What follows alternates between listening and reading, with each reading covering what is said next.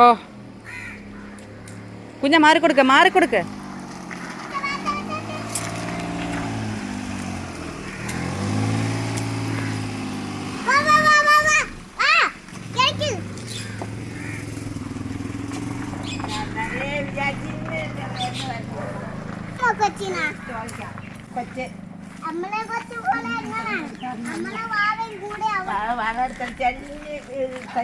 ഞാൻ ഒന്നും പറയില്ല. ഞാൻ പറഞ്ഞ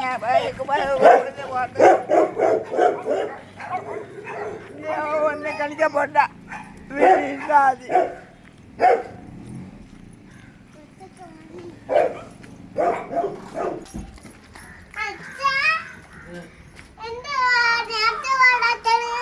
ചേട്ടൻ വന്നില്ലല്ലോ. ചേട്ടൻ അങ്ങോട്ട് നോക്ക്. ചേട്ടൻ വന്നില്ലേ? പിടിച്ചറ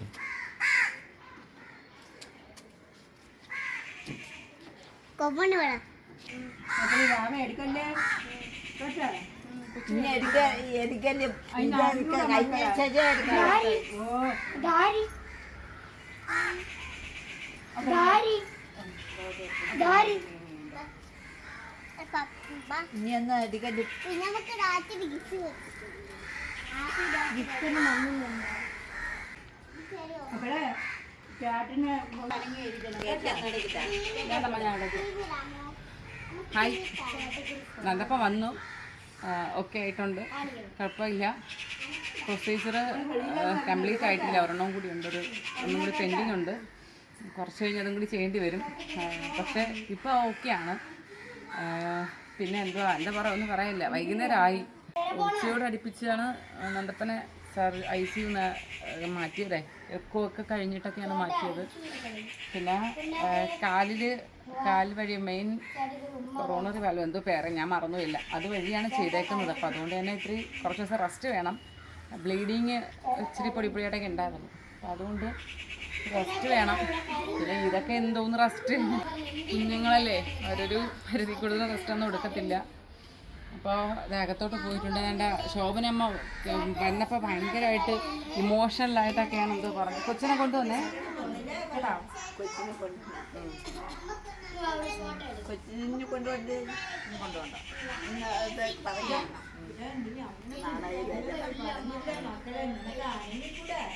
പോട്ടാ. പോയി ചായ കൊടുക്കട്ടെ. ചായ കുടിച്ചാ? ഞാൻ ചായ കുടിച്ചാ? ഹലോ ഗൈസ്, നമ്മളെ ഉപ്പാടെ കുറച്ച്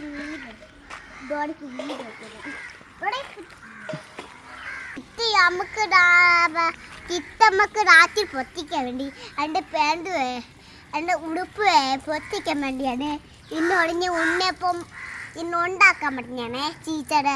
ഇന്ന് നമുക്ക് കഴിക്കാൻ വേണ്ടി ഇത് ഉണ്ണിയപ്പാണേ. ഉണ്ണിയപ്പം കഴിക്കാൻ വേണ്ടി നമ്മളിങ്ങനെ തുടങ്ങാൻ വേണ്ടി റോഡ ഇങ്ങനെ പെടിഞ്ഞിരിക്കുവാണ്. വേറെ കുത്തി ഇങ്ങോട്ട് നോക്കണം. ചേട്ടൻ നോട് അവിടെ ഇരിക്കുന്ന അമ്മാമ്മയും ചേട്ടനും അച്ഛനും ഇവിടെ ഇരിക്കണം. ഞാൻ ബസ് അത് കൊണ്ടുവന്നിട്ടാണ് എൻ്റെ വണ്ടി അവിടെ ഇരിക്കണേ. പത്തിക്കുത്ത ഓവളടിച്ച് പക്ഷെ ഇത് കണ്ട ബോണിൽ ഇരിക്കുന്ന പത്തിക്കുത്താണ്, അത് അണിയാണ്. ചേട്ടൻ ഓടിക്കാനോ ഒന്നും പറ്റില്ല. ചേട്ടന് ആസ്വദിച്ച് നിന്നപ്പോൾ ചേട്ടൻ കടിഞ്ഞാണ്. ഞാൻ കടിഞ്ഞു. പ്രവാസി ഇവനാണ്. ഇവിടെ ഇരിക്കും, അതാ അവിടെ ഇരിക്കും.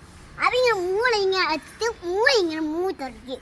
അപ്പം അവ ഇങ്ങനെ മൂളെടുത്തിട്ട് ഇങ്ങനെ വയ്ക്കും. ഓപ്പറേഷൻ കഴിയുമ്പേ അവനാണ് നോക്കണം. അവ ഉറങ്ങിക്കൊണ്ടിരിക്കും. അമ്മയില്ല ഇവിടെ. അമ്മ അവിടെ കുടങ്ങാൻ പോണു. എനിക്ക് വണ്ടി ഇങ്ങനെ സാണ്ടിരിച്ചു. ഇതാണ് വണ്ടി, അമ്മയുടെ വണ്ടി. കാണിച്ചോട് മുറിഞ്ഞൊന്ന് ഇപ്പൊ വീണു പറ. വീണ്ടും തുടങ്ങി. ഇവിടെയാണ് മുഞ്ഞ മൈൻ വയ്ക്കണം. പത്തിക്കുത്തന്നെ ഇവിടെ ഓണിക്കണം.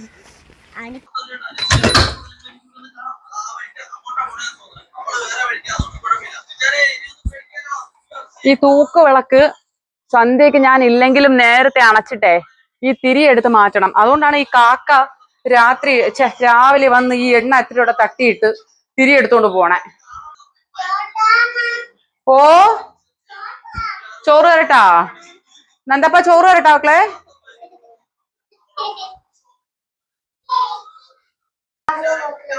എന്താടാ അയ്യോ അമ്മയ്ക്ക് അറിയത്തില്ല മക്കളെ അമ്മ അച്ഛാമ്മയ്ക്ക് ചോറ് കൊടുത്തിട്ട് വരട്ടെ നെയ് നെയ് വാ ചോറ് തരാതാ പുതിയ നിക്കറാ അവള് പാവാട ഇടുമ്പോ നിക്കറിടാതെ ഇടിക്കില്ല അല്ലേ കുഞ്ഞാ നന്ദൂസ് എണീറ്റിരുന്നേ അമ്മ ചോറ് തരാം ആ എടാ കണ്ടാ തോന്നും ഭയങ്കര രോഗമൊന്നും അടങ്ങിയൊന്നും ഇരിക്കണില്ല ഇതിപ്പോ ഇച്ചിരി കോൺസ്റ്റിപ്പേഷൻ വന്നതിന്റെ ആണ് ഈ കാണുന്ന പ്രഹസനം ഇല്ലല്ല ലൈറ്റ് അണച്ചാല്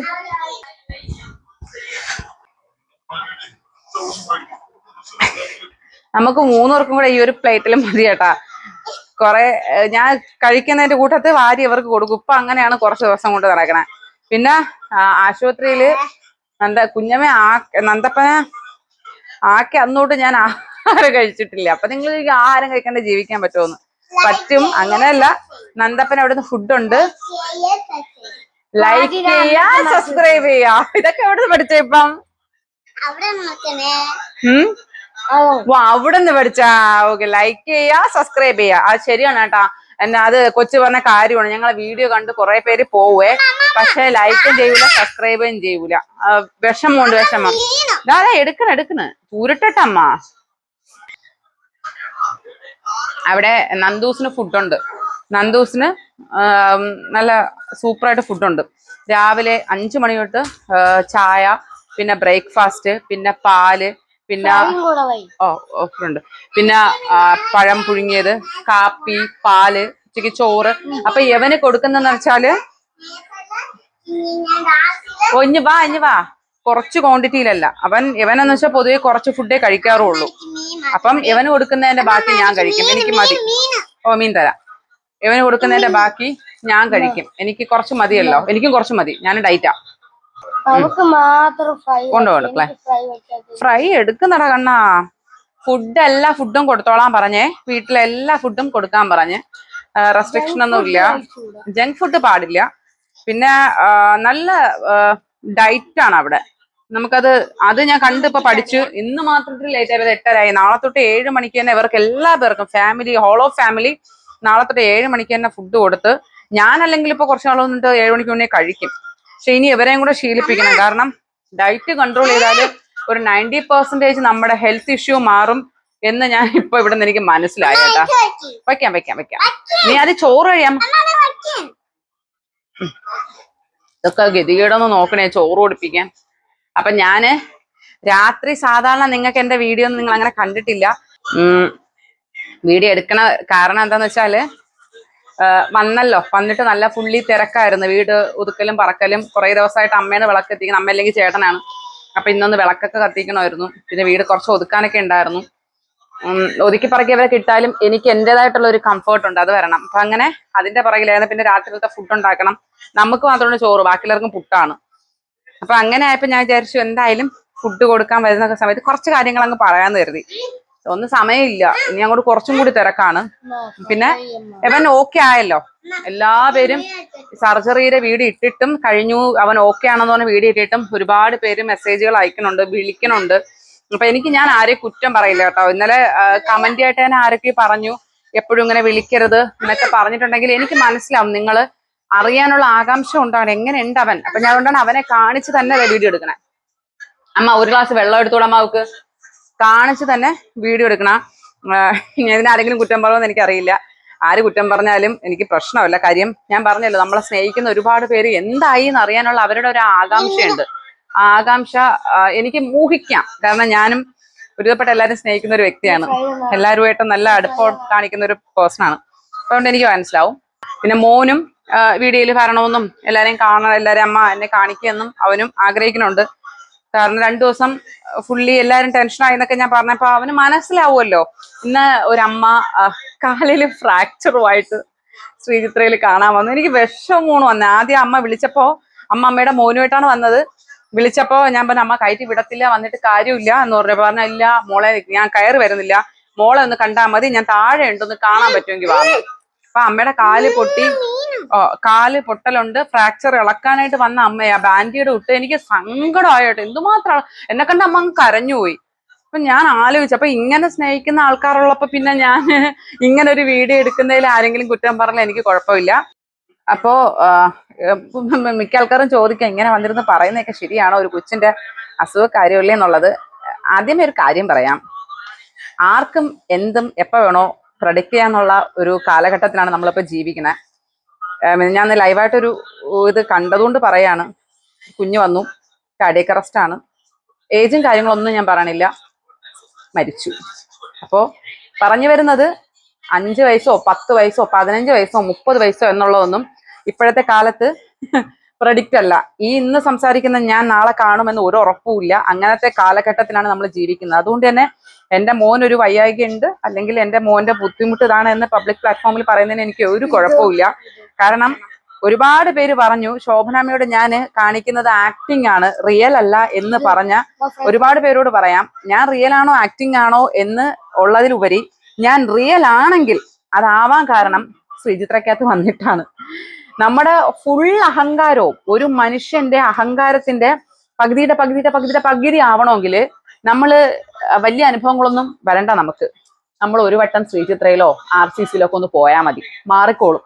എസ്പെഷ്യലി ശ്രീചിത്രയിലെ കാർഡിയാക്കിന്റെ ആ ഒരു ഡിപ്പാർട്ട്മെന്റ്, അത് 9 വർഷമായിട്ട് കയറി ഇറങ്ങുന്ന ഒരു വ്യക്തി എന്നുള്ള നിലയ്ക്ക് എനിക്കറിയാം.